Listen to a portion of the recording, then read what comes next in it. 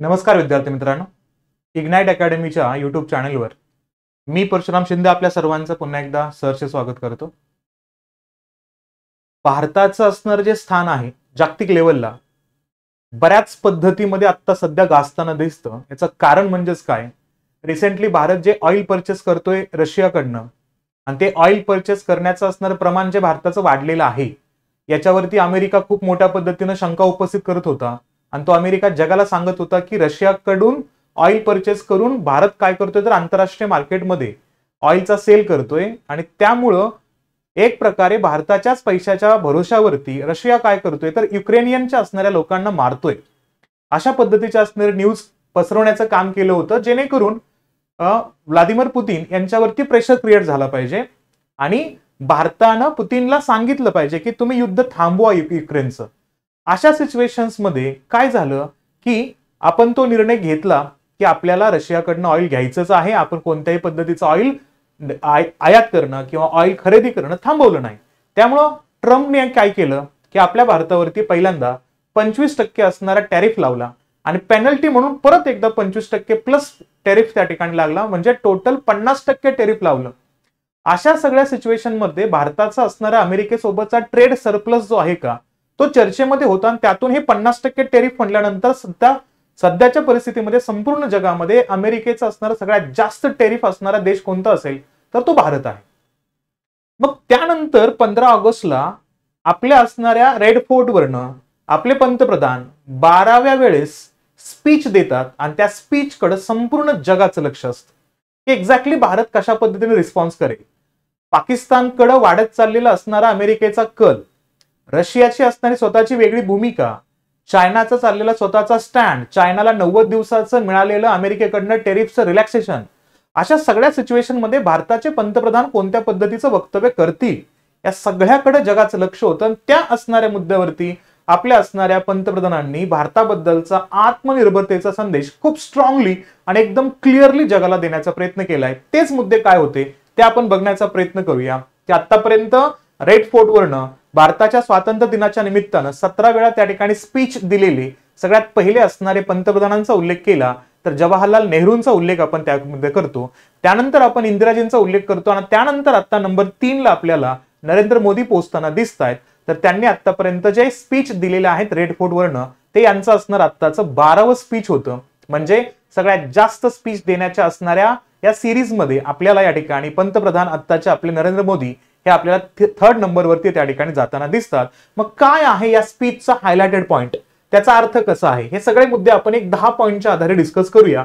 मग या असणाऱ्या भाषणातील महत्वपूर्ण असणारे 10 मुद्दे कोणते तर त्याचा एक्झॅक्टली अर्थ कसा घ्यायचा आहे आपण त्या गोष्टी बघूया आपण. पण ते बघण्यापूर्वी आपण आपल्या याच असणाऱ्या युट्यूब चॅनलवरती आपल्या इग्नाइटच्या UPSC MPSC चॅनलवरती आपण विद्यार्थ्यांच्या असणाऱ्या तयारीमध्ये जो पहिली स्टेज लागते ती म्हणजे NCERTचं प्रिपरेशन, तर त्या असणाऱ्या प्रिपरेशनसाठी आपण फ्रीली काय करतो युट्यूब वरतीच NCERT फाउंडेशन सिरीज स्टार्ट केलेली आहे. त्यातली पहिली सिरीज जी जिओग्राफीची आहे का ते ऑलरेडी कंप्लीट झालेली आहे आणि सोमवारी 18 ऑगस्ट पासून रोज रात्री 9 वाजता पॉलिटीचं असणारं सेशन स्टार्ट होणार आहे. तर ते सेशन्स तुम्ही पाहू शकता जे आपल्याला UPSC आणि नवीन असणाऱ्या पॅटर्नच्या अनुषंगाने MPSCचा जो फेज आहे आपल्याला अभ्यास करायचा त्यामध्ये या NCERTला अनन्यसाधारण महत्व आहे. तर यामध्ये आपण एंट्री केलं पाहिजे, यासाठी आपण डेली संध्याकाळी 9 वाजता भेटूया आणि लाईव्ह कंटेंट मध्ये आपण या असणाऱ्या सब्जेक्टला डिकोड करूया आणि जो बेसिक पार्ट आहे का तो आपण अभ्यासण्याचा प्रयत्न करूया. ठीक आहे. मग काय होतं वैशिष्ट्य या आत्ताच्या असणाऱ्या स्पीचचं, कारण 79व्या क्रमांकाचा स्वातंत्र्य दिन भारत साजरा करतो. स्वतःचे 78 वर्ष भारतानं कंप्लीट केले आणि यानंतरच्या भविष्यामध्ये भारत जे अमृतकालमध्ये आता आहे त्या अमृतकालमध्ये भारताचं टार्गेटेबल पॉइंट कोणते आहेत, कोणकोणत्या सेक्टरमध्ये भारत विचार करतोय या मुद्द्यांच्या अनुषंगाने आत्ताच्या 15 ऑगस्टला आपल्या पंतप्रधानांनी काय केलं तर 10 महत्वपूर्ण असणारे पॉइंट डिस्कस केले. ते करत असताना सगळ्यात पहिल्यांदा त्यांनी नावाचा उल्लेख केला ते म्हणजे स्वातंत्र्य लढ्यानंतर किंवा स्वातंत्र्य लढ्यादरम्यान महत्वपूर्ण असणाऱ्या व्यक्तींना जो बलिदान दिलं त्यामध्ये एक नाव त्यांनी हायलाइट केलं ते म्हणजेच कोण तर डॉक्टर श्यामाप्रसाद मुखर्जींचं नाव हायलाइट केलं. सोबतच आपल्या असणाऱ्या पूर्ण स्पीचचा असणारा जो काही मिडल पार्ट होता ना आणि त्याचा असणार मीम जो होता ना मध्य होता भाग तो होता आपला ऑपरेशन सिंदूरचा. मग ऑपरेशन सिंदूर अजूनही कन्क्लूड केलेलं नाहीये आपण. त्या ऑपरेशन सिंदूरच्या पाठीमागचा असणारा व्ह्यू पॉइंट काय आहे, जगामध्ये भारताची स्थिती काय आहे, या सगळ्या गोष्टींवरती आपले प्राईम मिनिस्टर बोलताना दिसतात. सोबतच हायलाइटेड पॉइंट कोणते होते आपल्या या स्पीच मध्ये पीएम साहेबांच्या? टेक्नॉलॉजिकल स्पीच होता हा, एनर्जी होती, स्पेस अचिव्हमेंट्स आपण त्या ठिकाणी घेतले ते सांगितले आपल्या प्राईम मिनिस्टरनी. सोबतच सेल्फ रिलायन्स, आपल्याला आत्मनिर्भर व्हायचे त्यावरती मुद्दे बोलताना दिसतात. इन्क्लुझिव्ह ग्रोथचा असणारा संदर्भ याच्यामध्ये आणतात. नॅशनल सिक्युरिटी असेल आणि सोबतच या ठिकाणी उल्लेख केला तर inspiring citizens toward the building अ विकसित भारत.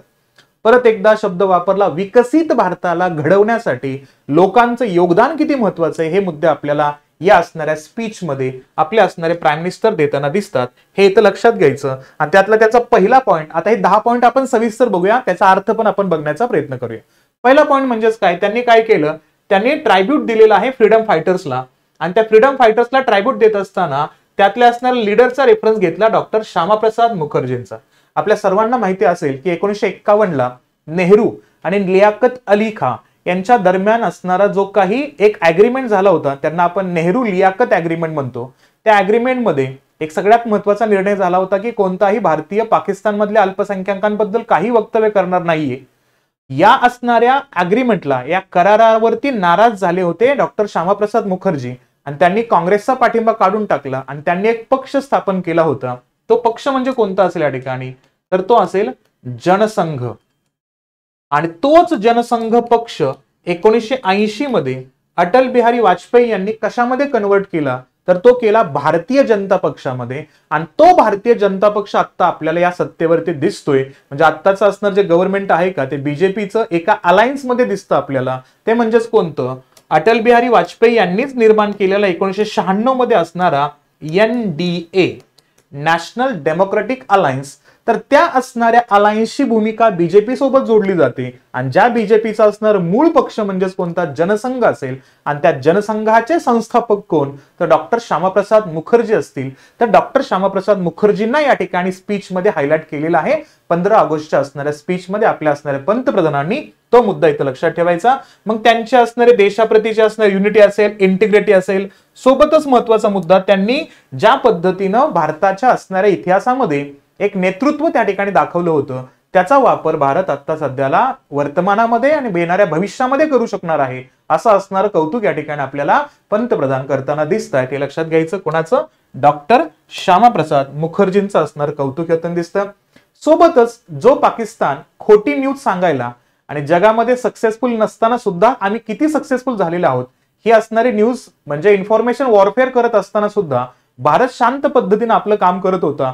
पण त्यात आपण फसलो, आपण चुकलो असं म्हणूया की आपण इन्फॉर्मेशन वॉरफेअर जिंकू शकलो नाहीये. इन्फॉर्मेशन वॉरफेअर म्हणजे काय, आपण भले बरेचसे असणारे पाकिस्तानी असणाऱ्या सेनेंना, आता रिसेंटली काय झालं होतं, तर पाकिस्तानमध्ये पुरस्कार देण्याचा संदर्भ आला होता त्यांच्या असणाऱ्या सैनिकांना.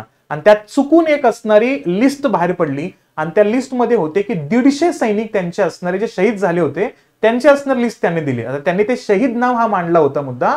तर त्याच्यावरनं कळालं की ऑपरेशन सिंदूर दरम्यान 100 पेक्षा जास्त जे 150 असणारे सैनिक पाकिस्तानी मारले गेले होते. तरीही ते जागतिक लेवलला आम्ही किती जिंकलोय, आम्ही भारताचे फायटर जेट या ठिकाणी कशा पद्धतीने मारले, अशा पद्धतीचा असणार त्यांनी बनाव रचला होता. आणि त्या असणाऱ्या इन्फॉर्मेशन वॉरफेअरला हरवण्यासाठी आपण एक 10 पॉलिटिकल लीडर्सच्या असणारा एक टीम तयार केलं आणि तो डेलिगेशन टीम आपण वेगवेगळ्या देशांमध्ये पाठवले आणि त्यातून आपण आपला असणारा विजय काय आहे तो दाखवण्याचा प्रयत्न करत होतो. या सगळ्या गोष्टी असताना युद्धाचं मूळ कारण आणि त्या असणाऱ्या पहलगामच्या अटॅक नंतरचं भारतानं घेतलेली रिॲक्शन जे आहे का, ती अतिशय बेस्ट होती. आणि त्याचा रेफरन्स येतो ऑपरेशन सिंदूर मध्ये. आणि आपण जे ऍक्च्युअली जिंकलेलो आहोत युद्ध, कारण ते फक्त बोलण्यावरती जिंकतात पाकिस्तानी, आपण ऍक्च्युअली जिंकलो त्या असणाऱ्या ऑपरेशन सिंदूर बद्दल सुद्धा परत एकदा प्राईम मिनिस्टर आपल्याला बोलताना दिसतात. हे लक्षात घ्यायचं. मग ऑपरेशन सिंदूर कसा सक्सेस झाला आणि भारताचा असणारा जो काही संरक्षण विभाग आहे का, तो किती स्ट्रॉंग करतोय, यासाठी या ठिकाणी स्पीच देण्यात आलं होतं. आणि तुम्हाला माहित असेल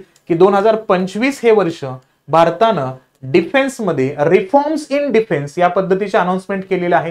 त्यामुळे आपण आत्मनिर्भर होतो या डिफेन्समध्ये. म्हणून आपण जे ब्राह्मोस क्षेपणास्त्र असेल जे आपण पाकिस्तानवरती खूप मोठ्या प्रमाणात त्या ठिकाणी वापरलं होतं आणि पाकिस्तानमध्ये रात्रीचा दिवस घडवून आणला होता आपण या असणाऱ्या शस्त्रांच्या माध्यमातून, तर त्या शस्त्राची मागणी वाढत चाललेली आहे आणि आपण वेपन सेल करून आपला आत्मनिर्भरतेचा असणारा नारा खूप मोठ्या प्रमाणात देतोय, हे लक्षात घ्यायचं.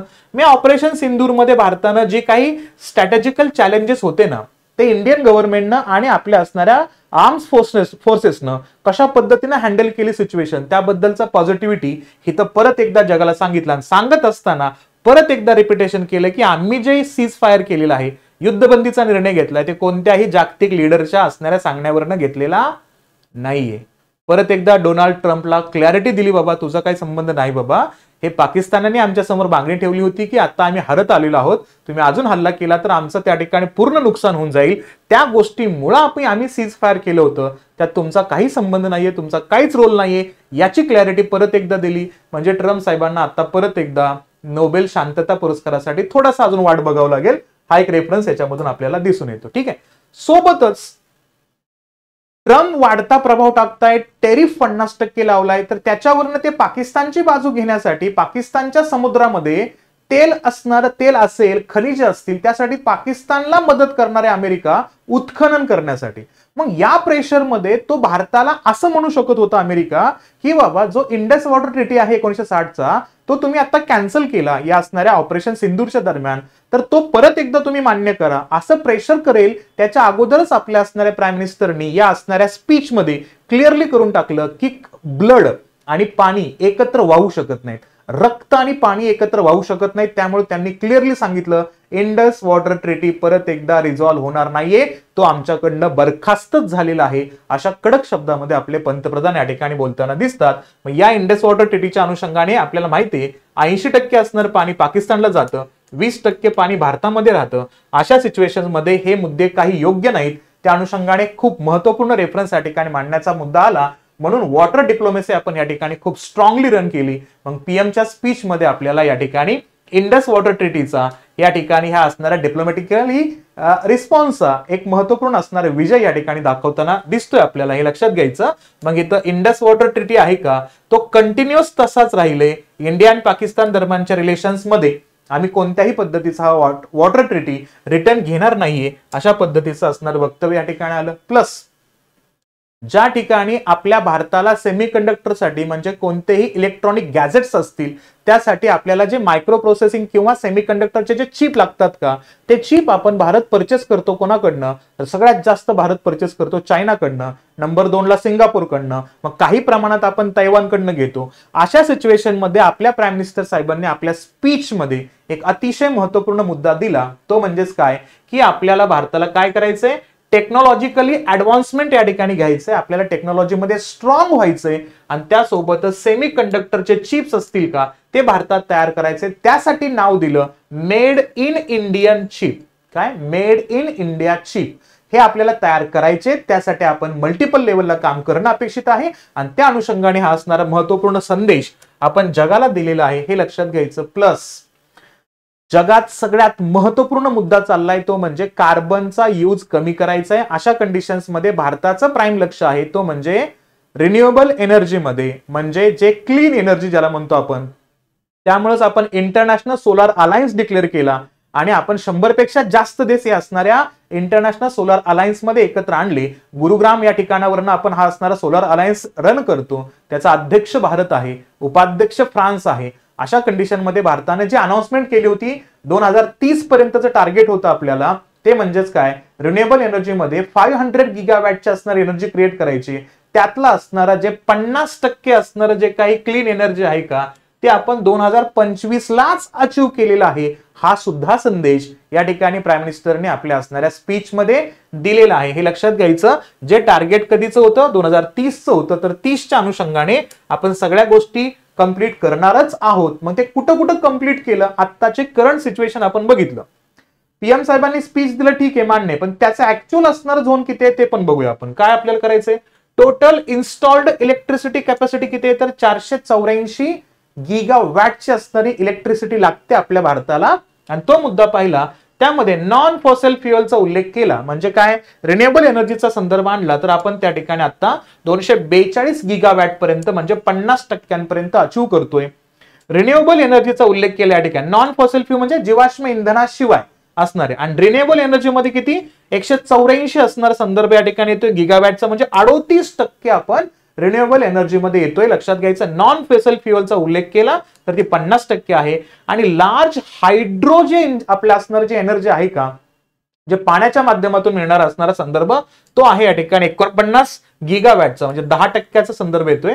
आणि न्यूक्लिअर एनर्जी आहे का, ती आहे 8.7 गिगावॅट, म्हणजे अप्रॉक्सिमेटली 1.8% असणारी एनर्जी आपण आता जून 2025 पर्यंत तयार केलेलं आहे. हे इथं लक्षात घ्यायचं. म्हणजे इन्स्टॉलेशन आपल्याला इलेक्ट्रिसिटीवरनं या ठिकाणी दिसून येतं, हे लक्षात घ्यायचं.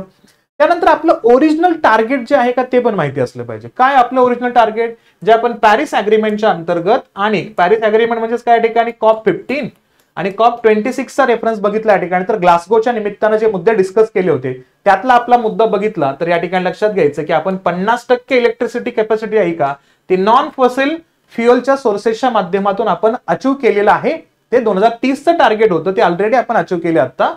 सोबतच इंडियाला किती इन्स्टॉल करायचंय तर 500 गिगावॅट नॉन फॉसिल कॅपॅसिटी आपल्याला 2030 पर्यंत अचीव्ह करायचंय. सोबतच आपल्याला रिड्यूस करायचे काय, इमिशन्स इंटेन्सिटी जीडीपीच्या किती 45% कमी करायचे. आणि काय करायचंय, 1 बिलियन टन कार्बन डायऑक्साईडचं असणारं इमिशन आपल्याला कट करायचंय. 1 बिलियन टनचं असणारं कार्बन डायऑक्साईडचं इमिशन कट करायचं आपल्याला. आणि नेट झिरो कार्बन इमिशन आपल्याला एंड करायचंय 2070 पर्यंत. हे पण थोडं लक्षात ठेवण्याचा प्रयत्न करायचा. आणि इंडियन रेल्वेचं टार्गेट 2030 आहे बरं का. म्हणून तर आपण 100% इंडियन रेल्वे इलेक्ट्रिफाय करतोय. आणि त्यात रिसेंटली तुम्ही ऐकलं असेल आपली कोकण रेल्वे जी आहे का ते 100% इलेक्ट्रिफाय झालेली आहे. हाही संदर्भ याच्यामध्ये ऍड करून लक्षात ठेवणं अपेक्षित असणार आहे. ओके, त्यासाठी आपण आपल्या गव्हर्नमेंटनं कोणकोणते इनिशिएटिव्ह घेतले होते. मग पीएम कुसुम योजना असेल, पीएम सूर्य घर योजना असेल, सोलर पार्क्स असतील, सोबतच national wind solar hybrid policy असेल, सोबतच ग्रीन हायड्रोजन मिशन असेल. ज्या ग्रीन हायड्रोजन मिशन मध्ये आपलं टार्गेट आहे 5 मिलियन मेट्रिक टन असणारं अॅन्युअल प्रोडक्शन आपल्याला करायचंय ग्रीन हायड्रोजनचं. कधीपर्यंत 2030 पर्यंत. खूप मोठी असणारी अनाउन्समेंट आहे आणि खूप मोठ्या पद्धतीचं अचिव्हमेंट सुद्धा भारत करतोय, हे इथं लक्षात घेणं आवश्यक असणार आहे. मग फ्युचर प्लॅन काय आहेत आपल्या या ठिकाणी. मग फ्युचर प्लॅन आहे आपल्याला 2047 पर्यंत आपला जो एनर्जी कॅपॅसिटी आहे का ती 10 पटीनं वाढवायचं, हे लक्षात घ्यायचं. अतिशय महत्वाचं टार्गेट आहे आपलं. आणि सोबत पाहिलं गुजरात असेल, तामिळनाडू असेल, या ठिकाणी आपल्याला ऑफशोर विंड प्रोजेक्ट करायचं. आपल्याला वायू ऊर्जेशी संबंधित असणारी कामं या ठिकाणी या दोन राज्यामध्ये करायची आहेत, गुजरात आणि तमिळनाडूच्या अंतर्गत. सोबत आपल्याला मॉडेल सोलर विलेजेस तयार करायचे, सोलर एनर्जी अनुषंगाने असणारी गावं तयार करायची आहेत आपल्याला, जेणेकरून डिसेंट्रलाइज क्लीन एनर्जी होईल. म्हणजे संपूर्ण भारतातल्या गावांमध्ये सोलर एनर्जीच्या माध्यमातून एनर्जी क्रिएशनचा असणारा झोन आपल्याला तयार करायचा आहे. आणि सोबतच पाहिलं या ठिकाणी तर bio energy, hydro energy, green hydrogen यांना सुद्धा एक्सपांड करायचं आहे, हे लक्षात घ्यायचं. हे झाले 5 मुद्दे. 6वा सगळ्यात महत्वाचा मुद्दा लॉन्च करायचा आहे समुद्राच्या असणाऱ्या गोष्टीसाठी. पाकिस्तानला समुद्रामध्ये इंधन शोधण्यासाठी अमेरिका मदत करतोय ना, तर भारत म्हणतोय तर आम्ही तुमच्यापेक्षा कितीतरी स्ट्रॉंग आहे. आम्ही एक मिशन लॉन्च करतो, त्याचं नाव आहे या ठिकाणी कोणतं, तर ते नाव आहे समुद्र मंथन. समुद्र मंथनाचा असणारा एक आपल्याला माहितीये की एक आपल्या भारतामध्ये होलिस्टिक असणारा त्याचा एक वेगळा सिम्बलिझम आहे त्याच्यामध्ये. मग आपण इथं आपल्या असणाऱ्या धार्मिक ग्रंथांच्या अनुषंगाने या समुद्र मंथनला जेवढं महत्व देतो तसंच समुद्र मंथनचं नाव दिले आपण इथं. आणि त्या समुद्र मंथनाच्या माध्यमातून आपल्या भारताचा कोस्टल एरिया तर किती मोठा आहे ना, eastern coastal area, western coastal area, तिथून आपण काय करणार आहे तर आपण इंधन खनिजे शोधणार आहोत. आणि हायलाइट मुद्दा म्हणजेच काय, जे रेअर अर्थ इलेमेंट्स आहेत का ते रेअर अर्थ इलेमेंट सुद्धा आम्ही शोधणार आहेत. याचा सुरुवातीचा मुद्दा बघितला आपण तर 2021ला आपल्या बजेटमध्ये आपण deep ocean mission already launch केलं होतं.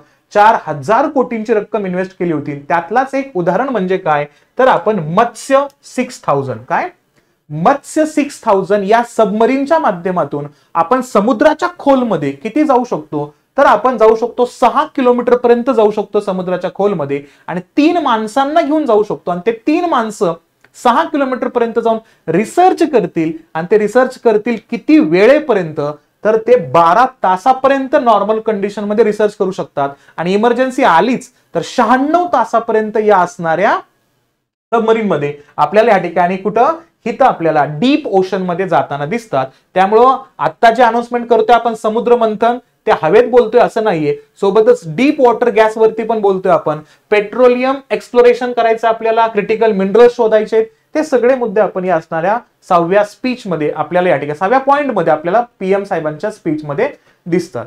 7व्या स्पीच मध्ये 7व्या पॉइंट मध्ये काय म्हणतात त्या स्पीच मध्ये की स्पेस इनिशिएटिव्ह जास्त घ्यायचंय आणि त्यामध्ये काय करायचंय, मंगलयान मिशन असेल आणि 300+ स्पेस स्टार्टअप आहेत ना, जसं आपण सर्वांनी पाहिलं होतं या ठिकाणी काय वन वेब सारखं असणारं स्टार्टअप आपल्याला हायलाइट होताना दिसतं. सोबत पाहिलं आपण स्कायरूट सारखे असणारे जे काय आहे का स्कायरूट एरोस्पेस सारखे असणारे स्टार्टअप्स आपल्या भारतामध्ये येत आहेत, जे प्रायव्हेटायझेशनच्या अंतर्गत असणारे स्टार्टअप्स आहेत. तसेच 300+ स्टार्टअपला प्रमोट करायचे, म्हणजे स्पेस इंडस्ट्री इस्रो सोबत मिळून एक वेगळ्या उंचीपर्यंत न्यायचं आहे, असं असणारं टार्गेट पॉईंट आपल्याला आपले पीएम साहेब बोलताना दिसत आहेत. सोबत पाहिलं 8वा पॉईंट कोणता होता, तर 8व्या पॉईंटचा रेफरन्स घेतला तर आपण काय करतोय, मॉडर्न इकोसिस्टीम हायलाइट करतोय, ज्यामध्ये आपण यूपीआयचा प्लॅटफॉर्म तयार करतोय, तर आपण आपले स्वतःचे सोशल मीडिया प्लॅटफॉर्म तयार करू शकतो. भारताकडे स्वतःचा असणारा एवढा टेक्नॉलॉजिकल असणारा सपोर्ट आहे, एवढा बॅकअप आहे, तर आपण सोशल मीडिया का आणू शकत नाही. बऱ्याच वेळा आपल्याला माहिती आहे की आपला सगळा सोशल मीडिया डिपेंड आहे अमेरिकेवरती. अमेरिकेनं अचानक जर आपल्या पद्धतीचे असणारे सगळे मुद्दे कट केले तर आपल्याला भविष्यामध्ये आपल्या असणारा सगळा डाटा भारताचा तो अमेरिकेवरती डिपेंड आपल्याला राहावं लागेल. अशा सिच्युएशन मध्ये भारताचा स्वतःचा सोशल मीडिया असावा, अशा पद्धतीचे मुद्दे या ठिकाणी आपल्याला पीएम साहेब बोलताना दिसतात. मग यूपीआय प्लॅटफॉर्म असेल, फर्टिलायझर्स रिफॉर्म्स असतील, सोबतच एंटरप्रेन्योरशिप वाढवायचे, आपल्याला वुमन सेल्फ हेल्प ग्रुप आपल्याला जास्तीत जास्त वाढवायचे. त्याच्यातून काय होईल तर मॉडर्न लेवलची असणारी भूमिका या ठिकाणी तयार करायचे. सोबतच 9व्या पॉइंट मध्ये काय म्हणायचं लक्षात घ्यायचं, प्रमोशन करायचं कुठलं, युवा मॅन्युफॅक्चरिंगला प्रमोट करायचं जास्तीत जास्त आणि नॅशनल मॅन्युफॅक्चरिंग सेक्टर्स वाढवायचे. रॉ मटेरियलचं प्रोडक्शन आपल्याला खूप मोठ्या प्रमाणातून वाढवायचंय आणि त्याच्यातून काय होईल, आपल्या भारताचं असणारं जे काही नाव आहे का ते सर्व्हिस सेक्टर पेक्षाही मॅन्युफॅक्चरिंग हब म्हणून त्या ठिकाणी जास्त पद्धतीनं गाजेल. आणि शेवटचा 10वा पॉइंट म्हणजे काय, आत्मनिर्भर भारत म्हणजे काय, vision of a self reliant India. या कंडिशन्स मध्ये आपल्याला हायलाइट करायचंय. मग connecting the historical sacrifices to contemporary achievement and the future goals. आपल्याला इतिहासाचा संदर्भ घेऊन भविष्यातल्या असणाऱ्या उद्देशांना साध्य करायचे, यासाठी भारताला आत्मनिर्भर व्हायचे.